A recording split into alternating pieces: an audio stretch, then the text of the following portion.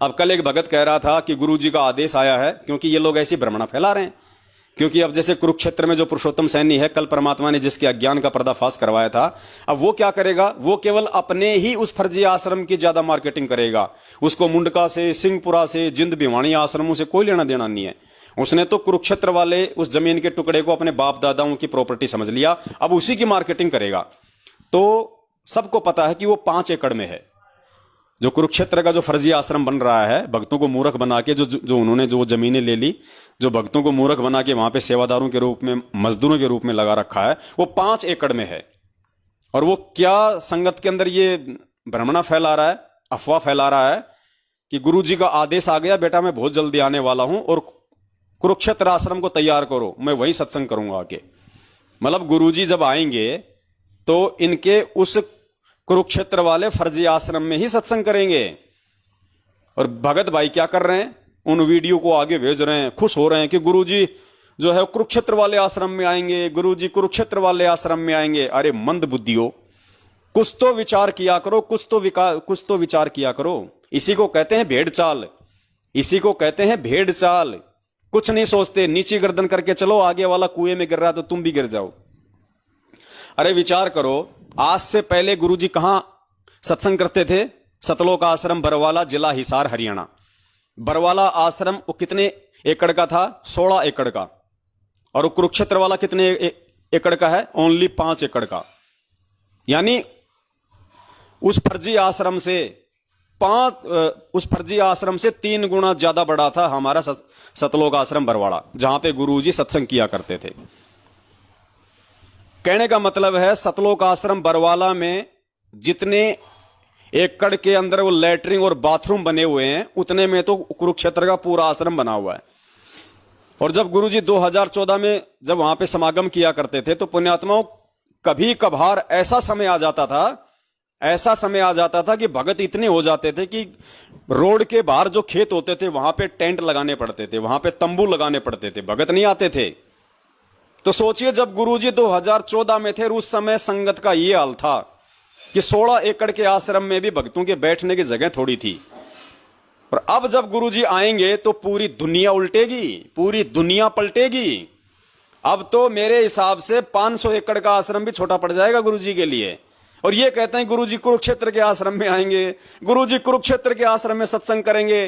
कुरुक्षेत्र के आश्रम में जितनी जगह है उतने में तो भगत लैट्रिन और पानी पेशाब भी नहीं कर पाएंगे।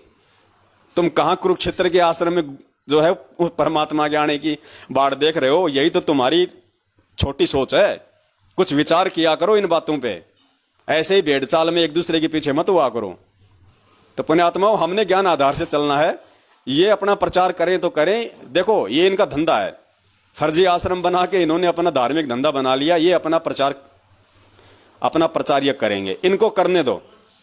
परमेश्वर इनके बाप का नौकर नहीं है जो इनके अनुसार चलेगा। जैसे गुरुजी कहते हैं ना, जब बकरीद के टाइम में भाई काटता है मुर्गा, हे अल्लाह इस आत्मा को जन्नत में भेजना, वो पढ़ के कलमा, तो गुरुजी कहते हैं कि अल्लाह तेरे बाप का नौकर है, जो तू कहेगा वैसे वैसे काम करेगा। तो गुरुजी इनके बाप के नौकर हैं क्या? जो ये कहेंगे वैसा ही होगा। कुरुक्षेत्र के आश्रम में आएंगे, कुरुक्षेत्र के आश्रम में तो भगत लोग भी लैट्रिन करने नहीं आएंगे, क्योंकि ये भक्तों के हराम की कमाई पे है। भक्तों को बेचारों को झूठ बोल के, ठग के, लूट के तुमने जो ये पाप इकट्ठा किया है ना, भगत लोग तो लैट्रिन करने भी नहीं आएंगे, वहां पे ध्यान रखना। और अब की बात जब परमात्मा आएंगे तो जैसे राष्ट्रपति की जहां सभा होती है, राष्ट्रपति जहां जाता है, अरे एक 2 करोड़ का जीव अमेरिका का डोनाल्ड ट्रंप गुजरात में आया था, उसके स्वागत के लिए जवाहरलाल नेहरू या कौन सा स्टेडियम था वो, वल्लभ भाई पटेल स्टेडियम है, कितना बड़ा स्टेडियम, कितनी पब्लिक, कितनी सुविधा। अब ऐसा होगा जब एक 2 करोड़ के जीव के लिए, जो 5 साल के लिए राष्ट्रपति बना हुआ था, उसके स्वागत के लिए पूरे हिंदुस्तान की सरकार झुक गई।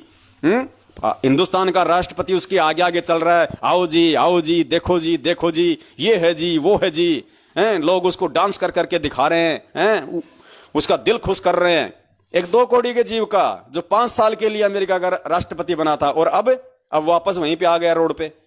तो सोचो, ये तो पूर्ण परमेश्वर है, ये तो पूरी दुनिया का राष्ट्रपति है, सदा सदा का भगवान है। अरे अब की बार जब ये आएगा तो पूरी तैयारी के साथ में आएगा, और पूरी तैयारी के साथ में सरकारें लेके आएंगी। तो सोचिए 5 एकड़ में जाएंगे क्या? 5 एकड़ में तो पुलिस वालों की गाड़ियां खड़ी नहीं हो पाएंगी आपकी बार। तो पुण्यात्माओं, हमने ज्ञान आधार से चलना है। ये काल के एजेंट है, इनका काम है, संगत मूर्ख है, संगत नादान है, और काल यही चाहता है कि इन मूर्खों को इसी प्रकार से इनको फंसा के रखो।